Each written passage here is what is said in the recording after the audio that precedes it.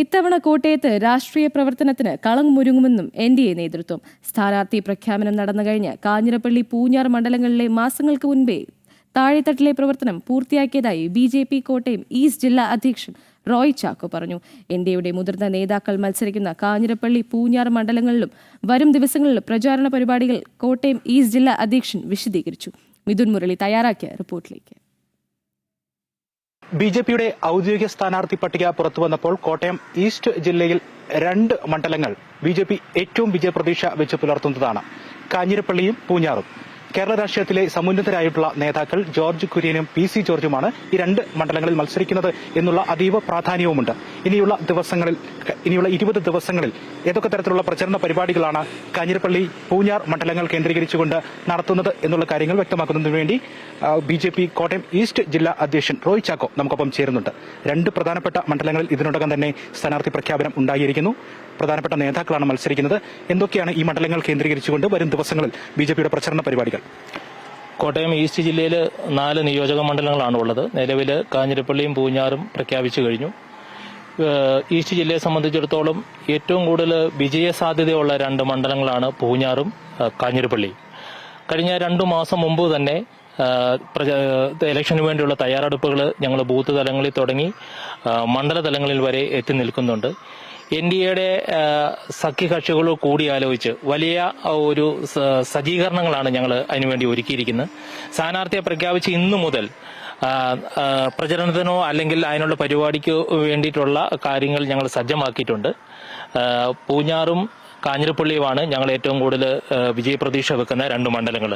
അടുത്ത നാളെ വൈകുന്നേരത്തിനുള്ളിൽ 2 മണ്ഡലങ്ങളൂടെ പ്രഖ്യാപിക്കുമെന്നാണ് സംസ്ഥാന നേതൃത്വത്തിൽ നിന്ന് നമ്മളെ അറിയിച്ചിരിക്കുന്നത്. സംസ്ഥാന നേതാക്കളടക്കം ഈ മണ്ഡലങ്ങളിലേക്ക് നേരിട്ടെത്തിയുള്ള പ്രചരണ പരിപാടികളായിരിക്കും വരും ദിവസങ്ങളിൽ ഉണ്ടാവും. അതെ, സംസ്ഥാന നേതാക്കന്മാരടക്കം ദേശീയ നേതാക്കന്മാർ വരെ വരാൻ സാധ്യതയുണ്ടെന്ന് അറിയിച്ചിട്ടുണ്ട്. അതിനുള്ള എല്ലാ സജ്ജീകരണങ്ങളും ഞങ്ങൾ ഒരുക്കിയിട്ടുണ്ട്.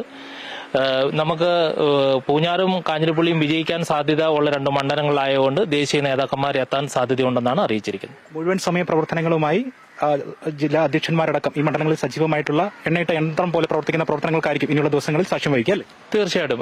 അതിനുവേണ്ടി തന്നെ പാർട്ടി സംസ്ഥാന തലത്തിൽ നമ്മളോട് ഒരു പ്ലാൻ നേരത്തെ തന്നെ തയ്യാറാക്കി ഞങ്ങളെ ഏൽപ്പിച്ചിട്ടുണ്ടായിരുന്നു. കഴിഞ്ഞ 2 മാസമായിട്ട് ആ രീതിയിലുള്ള വർക്കുകളാണ് ഞങ്ങൾ മുന്നോട്ട് കൊണ്ടുപോയിക്കൊണ്ടിരിക്കുന്നത്.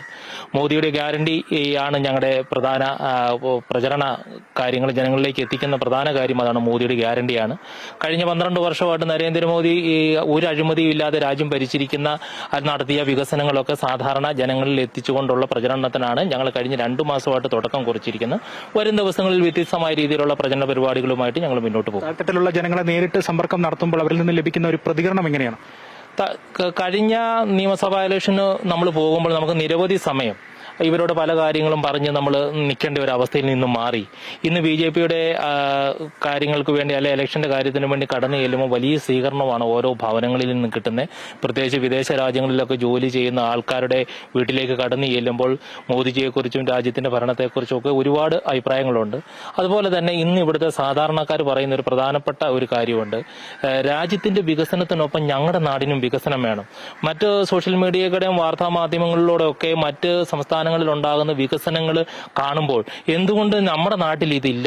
ഈ വികസനം രാജ്യത്തിന്റെ 4ാം സ്ഥാനത്തേക്ക് സാമ്പത്തിക ശക്തിയായി രാജ്യം ഉയർന്നിരിക്കുന്നു. ആ ഒരു വികസനമൊന്നും നമ്മുടെ കേരളത്തിലില്ല. അത് നമ്മുടെ നാട്ടിലും വേണം എന്ന് ആഗ്രഹിക്കുന്ന ഒരു ജനങ്ങളെ നമുക്ക് കാണാൻ സാധിക്കുന്നുണ്ട്.